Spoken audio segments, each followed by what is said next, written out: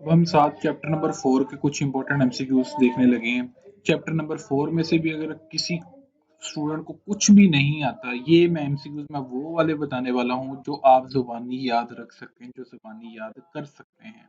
ठीक है, ये हर स्टूडेंट के लिए है। अगर किसी स्टूडेंट को बाकी स्लोप इंटरसेप्ट फॉर्म वो जो इक्वेशंस हैं वो आती हैं, तो इक्वेशन ऑफ स्ट्रेट लाइंस तो वेल एंड गुड है अगर किसी को समझ आए। मगर मैं इस वीडियो में वो एमसीक्यूज प्रेजेंट कर रहा हूँ कि अगर किसी स्टूडेंट को चौथे और छठे चैप्टर में से कुछ भी नहीं आता, छोटे चैप्टर के एमसीक्यूज भी वो बताएंगे जो आप याद रख सकते हो, और चौथे चैप्टर के भी वो एमसीक्यूज बताने वाला हूँ जो कि आप इजीली याद रख सकते हो। सबसे पहले एमसीक्यूज यहाँ पे आ रहा है कि अगर आपके पास रेशियो बराबर होगी K1 रेशियो K2, तो आपका पॉइंट क्या कहलाएगा? Mid point. या ये पूछ सकते हैं एक लाइन सेगमेंट का पी पॉइंट मिड पॉइंट कब कहलाएगा? अगर रेशियो की वैल्यू क्या हो 1:1 के। एक एमसीक्यू ये पॉइंट हो गया आपके पेज नंबर 183 पे।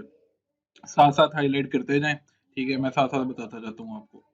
इसके बाद है जी आपके पास एमसीक्यूज पॉइंट हो सकता है। इसके बाद जब लाइन एक्स एक्सिस के पैरेलल होती है उस केस में एंगल कितना होता है? 0 डिग्री का, ये याद रखिएगा। और जब लाइन वाई एक्सिस के पैरेलल होती है इस केस में एंगल कितना होता है? 90 डिग्री का। ये देखें ना, ये एक्स वाई कोऑर्डिनेट सिस्टम है। जब एक लाइन एक्स एक्सिस के पैरेलल होगी इस केस में एंगल कितना बनेगा आपका?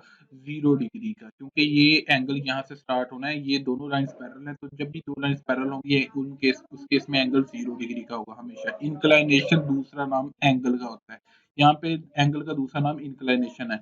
और ये केस कर लेते हैं जब आपकी लाइन वाई एक्सिस के पैरेलल होगी इस तरह, ये वाई एक्सिस है और ये लाइन एल जाहिर की है, तो ये लाइन जब वाई एक्सिस के पैरेलल होगी इस केस में एंगल बनेगा यहाँ पे एक्स एक्सिस के हिसाब से थीटा एंगल बनेगा 90 डिग्री का। इसी वजह से यहाँ पे ये 90 डिग्री लिखा हुआ है उसने कि alpha angle is equal to 90 degree. इसको थीटा से भी जाहिर कर सकते हैं। आगे जी स्लोप और gradient of a line. Slope find करने का फार्मूला होता है y by x, m is equal to tan alpha. ये याद रखिएगा, मैं ज्यादा डिटेल में नहीं जाऊंगा क्योंकि मैं ज्यादा एमसीक्यूज एक्सप्लेन नहीं करूंगा। ये वो वाले एमसीक्यूज है जो आप जुबानी याद रख सकते हो। ये लाइन लाजमी याद रखिएगा, जब आपके पास हॉरिजॉन्टल लाइन होती है उसके लिए स्लोप क्या होती है? 0, और जब आपके पास वर्टिकल लाइन होती है उसके लिए स्लोप क्या होती है? अनडिफाइंड। ये वो वाले एमसीक्यूज है जो आप आसानी से याद रख सकते हैं। और उसके बाद अगर आपके पास एंगल की इंक्लिनेशन होता है, दूसरा है नाम एंगल का यहाँ पे, अगर एंगल की वैल्यू 0 से बड़ी है और 90 से छोटी है, आपके स्लोप की वैल्यू क्या होगी? पॉजिटिव। वो कैसे? अब tan फंक्शन है, tan फंक्शन में अल्फा एंगल की जगह अगर आप 0 से लेकर 90 के दरमियान कोई भी एंगल पुट कर रहे हो, लाइक 30, 45, 60, ये सारे एंगल 0 से 90 के बिटवीन लाई कर रहे हैं, तो आपका tan फंक्शन पॉजिटिव वैल्यू देगा। तो इसका मतलब है स्लोप की वैल्यू जो आएगी वो पॉजिटिव आएगी। इसके बाद आगे है जी कि अगर आपके पास अगर एंगल अल्फा की वैल्यू 90 से बड़ी और 180 के दरमियान होगी उसके लिए tan फंक्शन आपको नेगेटिव वैल्यू देगा, तो इसका मतलब स्लोप आपकी क्या होगी? नेगेटिव। उसके बाद स्लोप फाइंड करने का फार्मूला देख लें। आपको दो पॉइंट्स बोल देगा वो, लेट सपोज आपको एक पॉइंट बोलता है वो 3, 2, और एक पॉइंट बोलता है आपको वो बी 4, 6। एक मिसाल है 4-6 या 4-6। आपने इसकी स्लोप फाइंड करनी है। कहता है जी स्लोप बिटवीन टू पॉइंट्स। आपने क्या करना है? ऊपर दोनों कोऑर्डिनेट्स y कोऑर्डिनेट्स का डिफरेंस लेना है, ये याद रखिएगा, और नीचे x कोऑर्डिनेट का डिफरेंस लेना है। अच्छा, ये कोई मसला नहीं है कि आपने y2 पहले लिखना और y1 बाद में लिखना है, ये कंपल्सरी नहीं है। आप y1 माइनस y2 चाहे कर लें, मगर इतना है कि ऊपर y कोऑर्डिनेट्स का डिफरेंस और नीचे x कोऑर्डिनेट। अगर आपने y1 माइनस y2 किया तो नीचे भी x1 माइनस x2 करेंगे आप। ये स्लोप फाइंड करने का फार्मूला याद रखिएगा, ये आपको शॉर्ट में भी काम आएगा और एमसीक्यूज में भी। इसके बाद एमसीक्यूज में आपको जो आप याद रख सकते हैं, तो ये हम देख चुके हैं कि लाइन हॉरिजॉन्टल तब होती है जब हॉरिजॉन्टल के केस में हमारी स्लोप क्या होती है? 0 के इक्वल, और वर्टिकल के केस में हमारी स्लोप क्या होती है? अनडिफाइंड। ये याद रखिए, यहाँ पे मैं बता चुका हूँ, ये लाइन जब हॉरिजॉन्टल होती है इस केस में एंगल 0 का बनता है और स्लोप भी 0 है। और जब एक लाइन वर्टिकल होती है उस केस में स्लोप क्या होती है? अनडिफाइंड, और इस केस में जो एंगल होता है वो 90 डिग्री का बनता है। ये वही एमसीक्यूज उसने वो नोट में लिखा हुआ है आगे, ठीक है। और उसके बाद ये एमसीक्यूज पॉइंट है। अगर 3 पॉइंट में से कोई भी 2 साइड्स की स्लोप, क्योंकि 3 पॉइंट्स हैं तो आपके पास 2 साइड्स बन सकती हैं, 3 साइड्स हो सकती हैं, एक ए बी साइड, एक बी सी साइड और एक सी ए साइड। तो अगर कोई भी दो साइड्स की स्लोप आपस में बराबर आ जाती है तो इसका मतलब आपके जो तीनों पॉइंट्स होंगे कोलिनियर होंगे। कोलिनियर का मतलब होगा कि तीनों पॉइंट्स एक ही लाइन में लाई कर रहे होंगे। यहाँ पे ए है, यहाँ पे बी है, यहाँ पे सी है। तीनों पॉइंट्स एक ही लाइन में लाई कर रहे होंगे अगर आपके दो साइड्स की स्लोप बराबर आ जाती है। उसके बाद ये एमसीक्यू पॉइंट हो सकता है कि अगर आपके पास दो लाइन्स हो L1 और L2, एक लाइन L1 है और ये लाइन L2 है, ये दोनों लाइन आपस में पैरेलल होंगी। ये तो फिगर से शो हो रहा है ना। अब हमें फिगर तो हमेशा नहीं ना दी जाएगी, ना हमने ये फिगर बनानी होगी इसकी। तो हमें कैसे पता चलेगा? हमने दोनों लाइन की स्लोप निकालने का, स्लोप निकालने का फार्मूला मैं आपको ऑलरेडी बता चुका हूँ, y2 minus y1 over x2 minus x1। अगर आपके पास पहली लाइन की स्लोप दूसरी लाइन के स्लोप के बराबर आ जाती है, अगर m1 पहली लाइन की स्लोप, m2 दूसरी लाइन की स्लोप, अगर दोनों की स्लोप बराबर है इसका मतलब लाइन क्या है? पैरेलल। और अगर दोनों की स्लोप का प्रोडक्ट जो है m1 dot m2 plus 1 equal है 0 के, या इस तरह इसको ऐसे भी लिख सकते हो, m1 डॉट m2 प्लस का 1 है, इधर इसको लेके चले जाए तो ये माइनस का 1 हो जाएगा, या इस तरह भी कर सकते हो इसको, m1 इधर रहने दें और ये जो m2 है वो उधर जाकर क्या हो जाएगा? डिवाइड हो जाएगा। तो m1 is equal to -1 over m2 आ जाएगा। तो अगर आपके पास इन तीनों में से, इन तीनों शक्ल में से कोई भी चीज आ जाती है, m1 dot m2 plus 1 is equal to 0 दे दे, या m1 dot m2 is equal to -1 दे दे, या m1 कह दे is equal to -1 over m2, तो इसका मतलब आपकी स्लोप्स, आपकी लाइंस क्या होंगी? परपेंडिकुलर। परपेंडिकुलर के केस के लिए ये चीजें मैंने जो बताई है, और पैरेलल लाइंस के लिए आपकी दोनों लाइंस का स्लोप बराबर होनी चाहिए। अब ये सिंबल लिखी हुई है, ये आपको पता है, ठीक है जी। परपेंडिकुलर के लिए सिंबल क्या है, पैरेलल के लिए क्या है, तो नॉन पैरेलल के लिए क्या है। ये एमसीक्यूज पॉइंट्स है, बहुत इंपॉर्टेंट एमसीक्यूज पॉइंट है, ये मैं बता रहा हूँ आपको। ये जो भी हाईलाइट किए हैं, पेज नंबर देखते जाएं, ये कौन सा पेज नंबर 192 पेज नंबर पे था ये सारा। उसके बाद आपके पास है जी इक्वेशन ऑफ एक्स एक्सिस। काफी दफा एमसीक्यूज आ चुका है ये पास पेपर में। Equation of x axis is y is equal to 0। कैसे? एक्स एक्सिस पे ये देखें, ऐसे याद रखना इसको, एक्स एक्सिस, ये एक्स एक्सिस है, एक्स एक्सिस पे कौन सा कोऑर्डिनेट जीरो होता है? वाई कोऑर्डिनेट जीरो होता है। इस पे कोई ना कोई एक्स कोऑर्डिनेट की तो वैल्यू होगी, इधर पॉजिटिव वैल्यू होगी, इधर नेगेटिव होगी। बट यहाँ पे पूरी इस लाइन पे यहाँ पे वाई कोऑर्डिनेट जीरो होगा, तो इसके लिए वाई इक्वल टू जीरो हो जाएगी इक्वेशन। और इक्वेशन ऑफ वाई एक्सिस क्या होती है जी? जब वाई एक्सिस की इक्वेशन क्या होती है, इस पे एक्स कोऑर्डिनेट जीरो होता है, तो एक्स इज इक्वल टू 0 इसकी इक्वेशन होगी। ये 194 पेज नंबर पे मौजूद है। ये कुछ एमसीक्यूज पॉइंट मैंने बताए हैं, ये आप याद रख लीजिएगा। वेरी इंपॉर्टेंट एमसीक्यूज पॉइंट है, बहुत ही आसान है। और इसी तरह अगर वो कहे कि यार अगर एक लाइन है एक्स एक्सिस के पैरेलल, ये एक्स एक्सिस है आपका, और एक यहाँ पे एक लाइन है पैरेलल है एक्स एक्सिस के, तो उसकी इक्वेशन क्या होगी? अब ये लाइन देखें किसको कट करती हुई जा रही है, इसने किसको कट किया है? इसने कट किया है वाई को। ठीक हो गया? तो इसकी इक्वेशन होगी y is equal to A, या जो भी कांस्टेंट नंबर वो कह दे, y is equal to A, y is equal to B, y is equal to C. और इसी तरह एक लाइन है वो x एक्सिस को कट करे। समझ आ गई कि नहीं? ये लाइन कौन सी थी? यहाँ पे लिख देता हूँ, line parallel to x axis. Line parallel to x axis.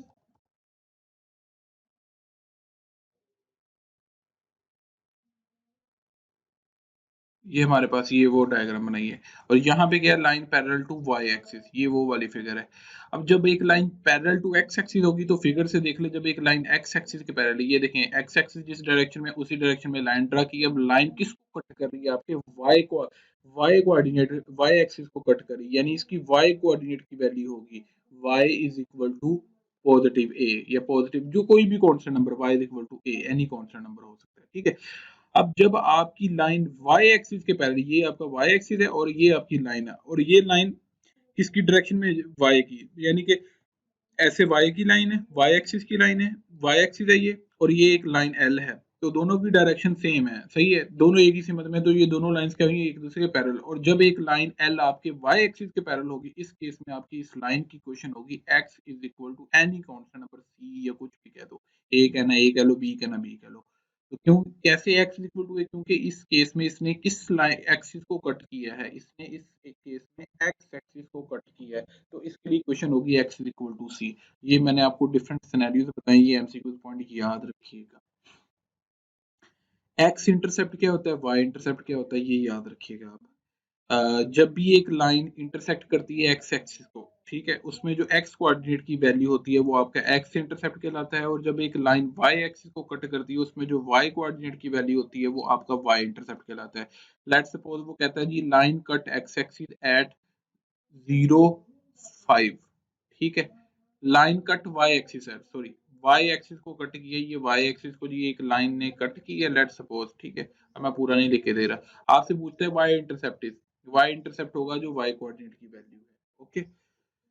उसके बाद यार ये जो क्वेश्चंस हैं ये शॉर्ट क्वेश्चंस के लिए हैं, मैं कोशिश कर रहा हूँ कि मैं आपको वो एमसीक्यूज बताऊं जो कि आप इजीली याद रख सकते हो, क्योंकि इतना टाइम नहीं है पेपर से पहले, आपको आपके पास इतना टाइम नहीं होगा कि आप सारी चीजें ये रिवाइज कर सकें, दैट्स वाई मैं आपको वो चीजें बता रहा हूँ जो कि आप इजीली याद रख सकते हैं, ठीक है। आफ्टर दैट यहाँ पे एमसीक्यूज पॉइंट आगे आ जाता है आपके पास, ये वाला एमसीक्यूज पॉइंट आ जाता है। तो equation of straight line parallel to y axis, ये मैं आपको केस बता चुका हूँ ऑलरेडी कि एक वाई एक्सिस है, equation of straight line parallel to y axis, और एक लाइन है जो कि पैरेलल है वाई एक्सिस की, उसकी कहता है जी इक्वेशन बताएं। तो आपने सिंपल देखना है इसने कट किसको किया है, इसने एक्स एक्सिस को कट किया है, मैं पहले भी ये एक्सप्लेन कर चुका हूँ, तो इसकी इक्वेशन होगी X is equal to any constant number, A हो जाए सी हो जाए जो भी हो जाए, इसको रटा नहीं लगाना है। और इसी तरह equation of straight line parallel to x axis की केस को कैसे करना है, ये x coordinate system x axis है और ये वाई एक्सिस है, अब एक लाइन ड्रा करें, ये लाइन एल है जो कि एक्स एक्सिस के पैरेलल है।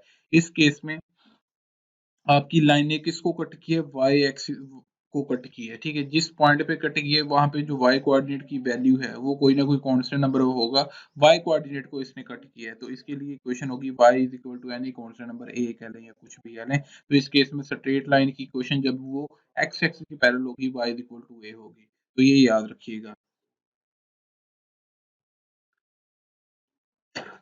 Slope of a straight line, एक लाइन दे दी जाए ए एक्स, लाइन की जनरल फॉर्म याद रखिएगा A X plus B Y plus C is equal to 0, ठीक हो गया।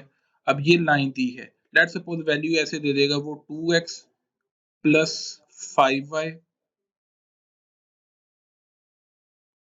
माइनस 3 इज इक्वल टू 0, ये मैंने रैंडमली वैल्यू लिख दी, चलें आप यहाँ पे माइनस 2x कर लें, वो कहता है जी इसकी स्लोप निकाल के दें, इसकी स्लोप सिंपली आपने निकालनी, इसको m से जाहिर करते हैं, minus a over b, a b क्या है, x का जो कोफिशिएंट वो a कहलाता है, y का जो कोफिशिएंट b कहलाता है, और एंड पे कांस्टेंट है c, ठीक है। यहाँ पे माइनस, वैसे ही a की वैल्यू क्या है -2 आपके पास, उसके बाद b की वैल्यू आ जाएगी आपके पास, b की वैल्यू कितनी है 5, तो ये 2/5 बन जाएगा। इस चैप्टर में से 3 से 4 एमसीक्यूज आएंगे, 3 एमसीक्यूज आई होप के आएंगे इसमें से, तो ये मैं सारे एमसीक्यूज इंपॉर्टेंट बता रहा हूँ, आई होप कि इसमें से दो तीन तो दो तो आ ही जाएंगे इंशाल्लाह, बाकी अल्लाह खैर करे। तो ये मैंने आपको स्लोप निकालने का फार्मूला बताना था, तो ये मैंने स्लोप निकाल के आपको बता दी, ये एक एमसीक्यू हो सकता है आपका। उसके बाद है जी आपके पास एमसीक्यूज जो आ सकता है, अ, आगे चलते हैं जी यहाँ पे।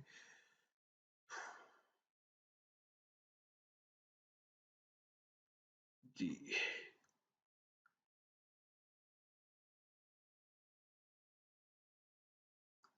ये यहाँ पे ये इजी चीज है आपके पास, two non parallel lines, non parallel line से मुराद ये है कि एक ही डायरेक्शन इधर को है एक ही डायरेक्शन इधर को है, ये इंटरसेक्ट कर रही है, कितने पॉइंट्स पे इंटरसेक्ट कर रही है, एट ओनली वन पॉइंट, सिर्फ एक पॉइंट पे इंटरसेक्ट करेंगी, याद रखिएगा जब भी दो लाइन से इंटरसेक्ट करेंगी और वो दोनों लाइंस क्या होंगी, नॉन पैरेलल लाइंस इंटरसेक्ट करेंगी, यानी कि अगर दो लाइंस पैरेलल हों तो वो तो आपस में इंटरसेक्ट ही नहीं करेंगी ना, तो हमेशा दो नॉन पैरेलल लाइंस इंटरसेक्ट करेंगी, वो at only and only one point पे इंटरसेक्ट करेंगी, एक से ज्यादा पॉइंट पे वो इंटरसेक्ट नहीं करेंगी।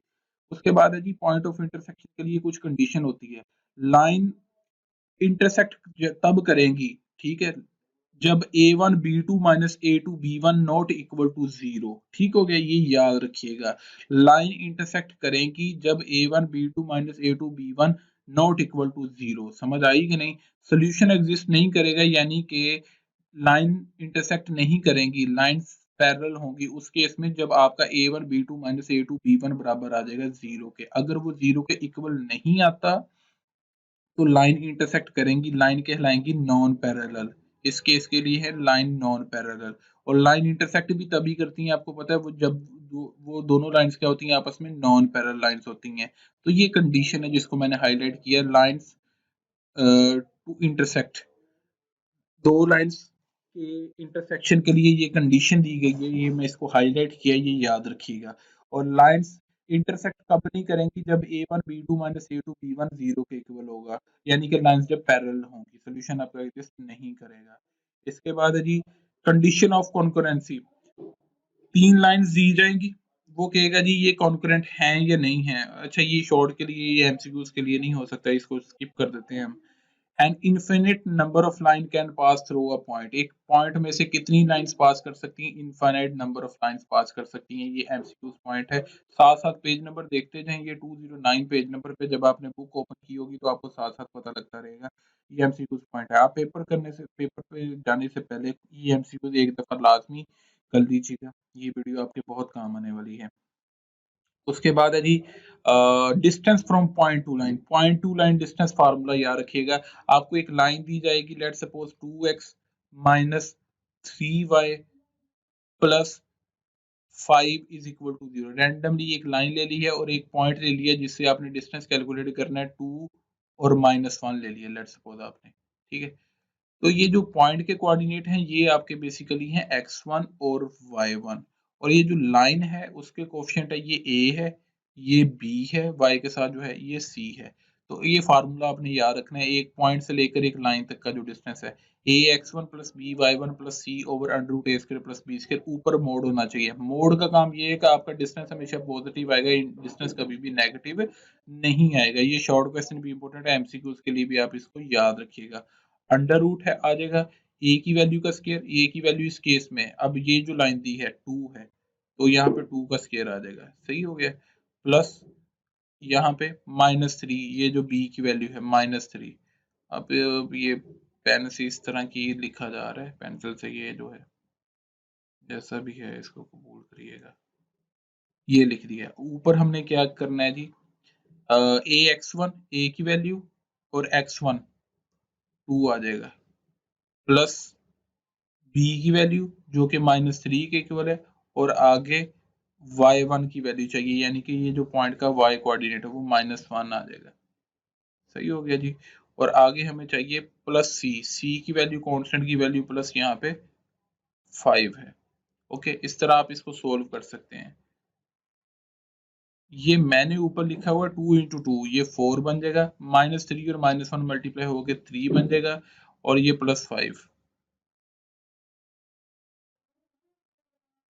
और बटे के नीचे क्या होगा, 2 का स्केयर 4, -3 का स्केयर लेंगे तो ये 9 आ जाएगा। ठीक हो गया जी, और बटे में 13 बन जाता है। ऊपर जो वैल्यू आती है वो लिख दे, ये आपका डिस्टेंस आ जाएगा। इस तरह ये आपके पास डिस्टेंस मैंने सोल्व करके बता दिया, ये फार्मूला भी मैंने आपको बता दिया। ठीक है, इसके बाद आपके पास एमसीक्यूज पॉइंट क्या हो सकता है, इसके बाद आपके पास एमसीक्यूज पॉइंट ये हो सकता है कि ट्रेपीजियम क्या होता है। Quadrilateral having two opposite and non parallel sides is trapezium, और इसका ये जो फार्मूला है, एरिया ऑफ ट्राइपेजियम रीजन है, ये जो है एमसीक्यूज, ये भी एमसीक्यूज हो सकता है, आपके पेज नंबर 214 पे पड़ा है। ये थे आपके चौथे चैप्टर के इंपॉर्टेंट एमसीक्यूज। अब जो मोस्ट इंपॉर्टेंट एमसीक्यूज है, हर साल मैंने पास पेपर में देखा है कि एक एमसीक्यूज इसमें से आ जाता है, वो आप गौर करिएगा कि आपको ये तो मैं चले खैर बता चुका हूँ। एंगल फाइंड करने का फार्मूला क्या है, ये भी रहने देते हैं, चलें इसको भी स्किप कर देते हैं हम। ठीक है जी, चले मैं ये बता देता हूँ, ये एमसीक्यूज भी हो सकते हैं। ये एग्जांपल नंबर 1 जो है ये आपका एमसीक्यूज भी हो सकता है, ये शॉर्ट भी हो सकता है। 290 पे नंबर पे कहता है जी एंगल फाइंड करना है फ्रॉम लाइन विद स्लोप, ये पहली स्लोप है m1 कह लें, ये m2 है। आपने गौर करनी है कि कहां से कहां तक। फ्रॉम पहली लाइन से फ्रॉम दूसरी लाइन की तरफ, यानी कि इसका फार्मूला कैसे बनेगा, tan थीटा इसमें आएगा स्लोप एंगल फाइंड करने का, दो लाइंस के दरमियान जब भी एंगल फाइंड करना है उसका फार्मूला कैसे आएगा, उनकी स्लोप लेनी, स्लोप आपको गिवन होगी, एमसीक्यूज के लिए आपको स्लोप गिवन होगी, शॉर्ट में नहीं होगी मगर एमसीक्यूज में गिवन होगी स्लोप। इसका जी पूछ सकते हैं, कहता जी कि एंगल फाइंड करके दें दो लाइंस के दरमियान अगर उनकी स्लोप ये दी गई हो, ये बताया गया जाएगा कि फ्रॉम m1 टू m2 है या m2 टू m1 है। अगर फ्रॉम m1 टू m2 है तो आपने जिसकी तरफ है m2 पहले लिखना है, फ्रॉम m1 टू m2 की तरफ है तो m2 पहले लिखना है और m1 आपने बाद में लिखना है, नीचे करना है 1 प्लस m2 m1। और अगर ये स्लोप होती m1 से m2 की तरफ, m2 से m1 की तरफ उलट कर देते हैं हम, अगर ये स्लोप होती m2 से m1 की तरफ, फिर tan के फार्मूला में tan थीटा बराबर आना था equal to m1 minus m2, फिर इस ये m1 स्लोप ने पहले आना था बटे में भी 1 प्लस मल्टीप्लीकेशन दोनों स्लोप का, सही हो गया। इस तरह आप ये सोल्व कर सकते हैं। अब ये देखिए इसने कैलकुलेटर से सोल्व किया है, अब इस पूरी वैल्यू को कैलकुलेटर से सोल्व करें तो ये और ये नीचे वाली वैल्यू को 29 ओवर माइनस 29 बनता है, ये कैलकुलेटर से अगर आपके पास साइंटिफिक कैलकुलेटर से सोल्व कर सकते हैं आप। tan थीटा बराबर आ रहा है -1 के, थीटा इधर रहने दे, tan उधर जाकर इनवर्स होगा तो tan इनवर्स -1 135 के इक्वल आ जाएगा, तो एंगल आ जाएगा आपके पास 135। ये आपसे एमसीक्यूज में वो पूछ सकता है, ठीक है जी। इसके बाद आपके पास एमसीक्यूज आता है एक्सरसाइज 4.5 का, बहुत ही इंपॉर्टेंट एमसीक्यूज हैं ये 4.5 के एमसीक्यूज, ये जो मैं आपको हाईलाइट अभी करवाने लगा हूँ। यहाँ पे है एक होमोजीनियस इक्वेशन की जनरल फॉर्म है, ये है A X square plus 2 H X Y plus B Y square, ये याद रखिएगा। इसकी जो लाइन है आपकी रियल एंड डिस्टिंक्ट आएंगी अगर एच स्क्वायर बड़ा आए ए बी से, और रियल एंड कोइंसिडेंट आएंगी अगर एच स्क्वायर की वैल्यू ए बी आए। इसको चाहे रट्टा लगा ले जिस तरह मर्जी रख लें, ये एमसीक्यू आ जाता है, इनमें तीनों में से एक आधा एमसीक्यू पूछ लेता है। और होमोजीनियस इक्वेशन की वो पूछेगा, होमोजीनियस इक्वेशन जो लाइन देता है, the lines represented by homogeneous equation, वो रियल एंड डिस्टिंक्ट होंगी अगर एच स्क्वायर की वैल्यू ए बी से बड़ी आए, अगर एच स्क्वायर की वैल्यू ए बी के प्रोडक्ट के इक्वल आए तो रियल एंड को इंसिडेंट से मुराद ये है कि सेम होंगी वो, ठीक है। रियल एंड डिस्टिंक्ट से मुराद ये है कि दोनों एक दूसरे से डिफरेंट होंगी, मुनफरद होंगी। इमेजिनरी ये है कि अगर एच स्क्वायर की वैल्यू ए बी से छोटी है, ये एमसीक्यू पॉइंट याद रखिएगा। इसके बाद आपके पास लास्ट जो एमसीक्यू है, ये स्टूडेंट्स ये एमसी एग्जांपल है, काफी दफा पास पेपर में आ चुकी है, इंपॉर्टेंट शॉर्ट क्वेश्चन है ये 226 पेज नंबर पे, ये भी साथ कर लीजिएगा, ठीक है। तो इसके बाद है जी आपके पास एमसीक्यूज, आपके पास लाइंस पैरेलल कब होंगी, टू लाइंस आर पैरेलल या lines, condition for the lines to be coincident ये पैरेलल एक ही चीज है, कब होगी जब उनका एंगल थीटा 0 के इक्वल होगा, और दूसरी चीज ये कि जब h square minus a b बराबर होगा 0 के। बाकी ऊपर ये फार्मूला रहने दें, आप ये एमसीक्यू याद रखिएगा कि दो लाइंस पैरेलल कब होती हैं और दो लाइंस परपेंडिकुलर कब होंगी, जब एक तो ये है कि जब उनके दरमियान एंगल थीटा 90 के इक्वल होगा, और दूसरी कंडीशन ये हो सकती है कि जब a plus b is equal होगा 0 के, ठीक है। या इसको कह लें, आपको पता है एक्स स्क्वायर का जो कोफिशिएंट होता है वो a होता है और वाई स्क्वायर का कोफिशिएंट जो होता है वो b होता है, जब दोनों कोफिशिएंट का जो सम होता है वो 0 होगा। ये इसने मैथमेटिकली लिखा और इसको इसने इसी चीज को डिस्क्रिप्टिव फॉर्म में लिखा हुआ है। ये एमसीक्यूज पॉइंट दो लाइंस में ये जो लिखा हुआ है वेरी इंपॉर्टेंट एमसीक्यूज पॉइंट ये आ सकता है। और उसके बाद ये जो एग्जांपल नंबर 2 है आपके पेज नंबर 227 पे, ये इंपॉर्टेंट शॉर्ट क्वेश्चन है। तो लें जी स्टूडेंट, ये मैंने चौथे चैप्टर में से आपको इंपॉर्टेंट एमसीक्यूज बता दिए हैं। ये वो वाले एमसीक्यूज है, अगर आपको चौथे चैप्टर में से कुछ भी नहीं आता ना तो आप ये एमसीक्यूज आसानी से कर सकते हैं। ओके जी, खुदा हाफिज़।